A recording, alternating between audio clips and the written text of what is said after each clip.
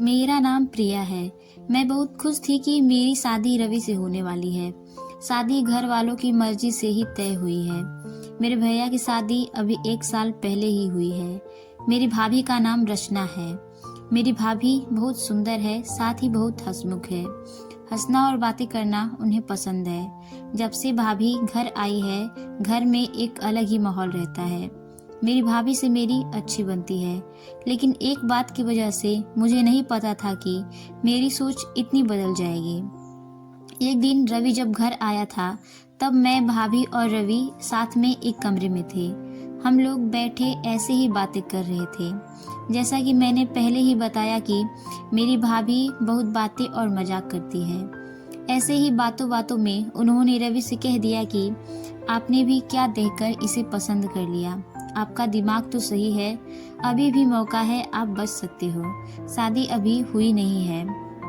इतना भी होता तो शायद मैं बर्दाश्त कर लेती, लेकिन उसके बाद जो रवि ने कहा उससे मुझे बहुत ज्यादा बुरा लगा। रवि ने कहा कि क्या करूं भाभी, आपकी जैसी सुंदर तो मुझे शायद मिलेगी नहीं, तो अब जो मिली है उसी से कर लेता हूँ। बात मजाक नहीं हो रही थी, लेकिन मुझे वो बात दिल पर लग गई। उस समय मैंने भी बात हंसी में टाल दी, लेकिन मुझे अब वो बात सोने नहीं दे रही थी। मैं पता नहीं क्या क्या सोचने लगी थी। मैं अपने आप को भाभी के साथ कंपेयर करने लगी थी। मुझे उनसे और उनके सुंदर होने से जलन होने लगी थी।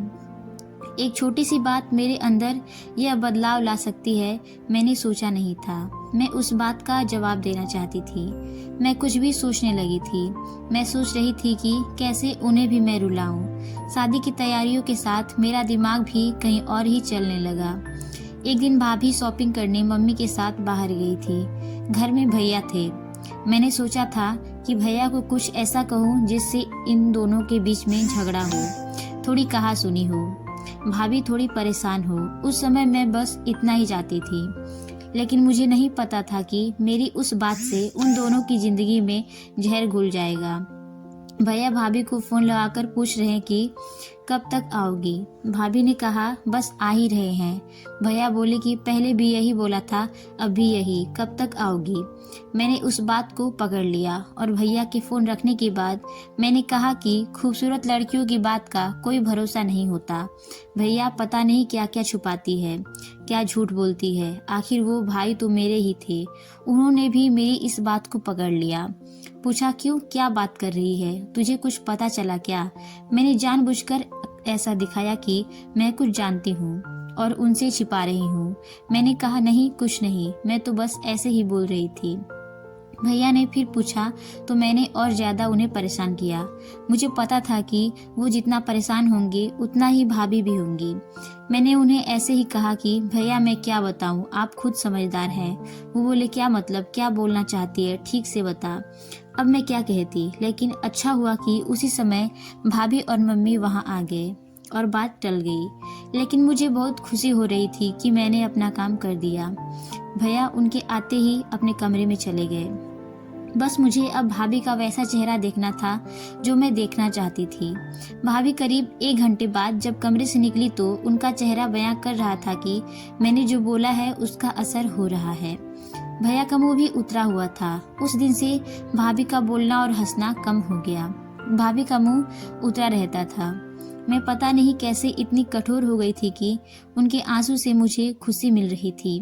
भैया और भाभी में सब कुछ ठीक नहीं है, इस बात का पता अब हमारे घर में सबको चल गया था।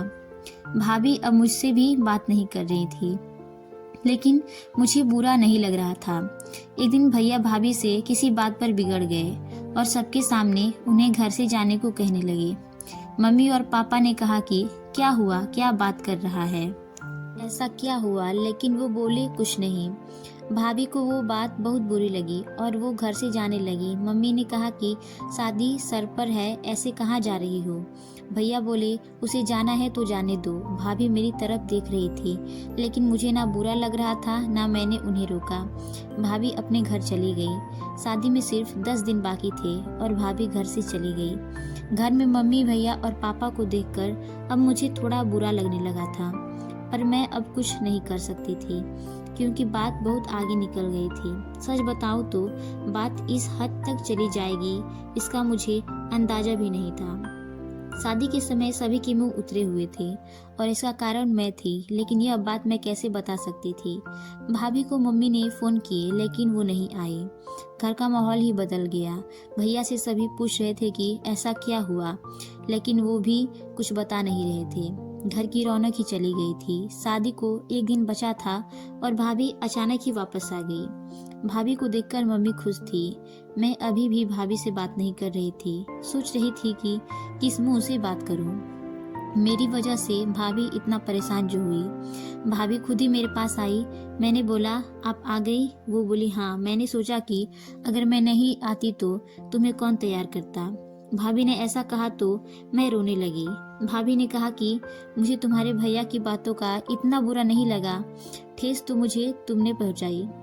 मैं घर से भी तुम्हारी वजह से गई थी। मैंने सोचा था कि तुम मुझे फोन करके बुलाओगी, लेकिन तुमने ऐसा नहीं किया। मुझे नहीं पता तुमने ऐसा क्यों किया, लेकिन मैं तुम्हें एक बात समझाना चाहती हूँ। अब तुम्हारी शादी होने वाली है, तुम दूसरे घर जाओगी। कुछ ऐसा मत करना जिससे बाद में तुम्हें पछतावा हो। मैंने भाभी को कहा कि मैं भैया को सब बता देती हूँ, वो मजाक था। भाभी बोली, तुम उसकी चिंता मत करो। उन्हें अगर अपनी पत्नी पर विश्वास नहीं तो यह उनकी गलती है, तुम्हारी नहीं। मैं उनसे निपट लूंगी। शादी का समय है, तुम खुश रहो। भाभी के आते ही घर में रौनक आ गई। इस गलती ने मुझे बहुत कुछ सिखाया। मेरे अंदर की जलन और ईर्ष्या को खत्म कर दिया। मेरे अंदर एक डर पैदा कर दिया कि मैं कहीं गलती से भी किसी के साथ कुछ गलत ना कर दूं। भाभी मेरी जैसी नहीं है। मुझे पता है कि वो भैया को भी संभाल लेंगी। मैंने भाभी के साथ इतना कुछ किया, लेकिन उन्होंने अपना फर्ज नहीं भूला, ना ही यह बताया कि यह सब मेरी गलती है। ऐसी भाभी सभी को मिले। उम्मीद है आपको ये कहानी पसंद आई हो। वीडियो अच्छी लगी हो तो चैनल को